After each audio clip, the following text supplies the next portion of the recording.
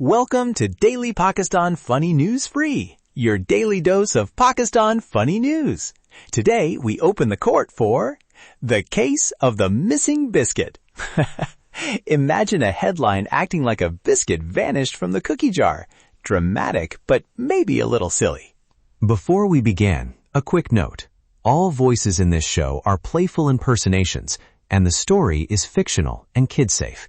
We're turning one headline into a tiny pretend trial. 3 witnesses, goofy evidence, 1 fair verdict, and a small lesson everyone can remember. All right, judge's bell rings. The case of the missing biscuit is opened. A headline claimed the biscuit did a big mysterious escape from the jar. Today we ask, did the biscuit really run away, or did someone simply forget where they put it? Rule reminder. 3 witnesses will speak. First, the reporter, who reads the headline.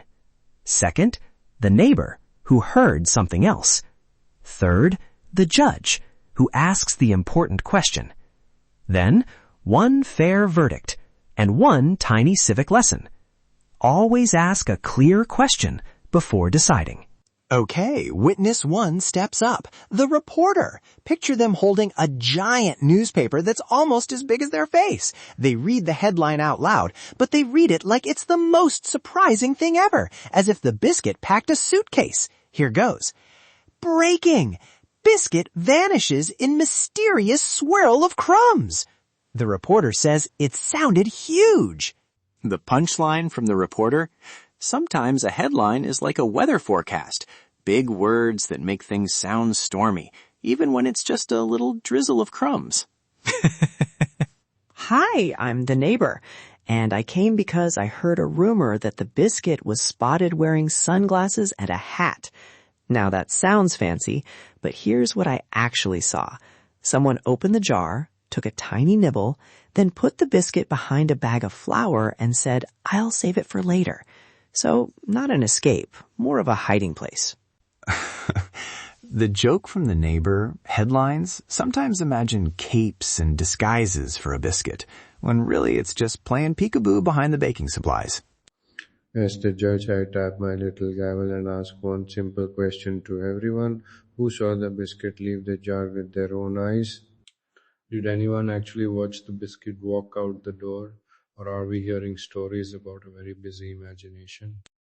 The turning point is this. There were no eyewitnesses of the biscuit fleeing. We have a big headline, a neighbor's memory of a hiding spot, and a playful reporter reading the most exciting words. So the question is, what fact is missing that would help us be fair? And there it is, the missing fact.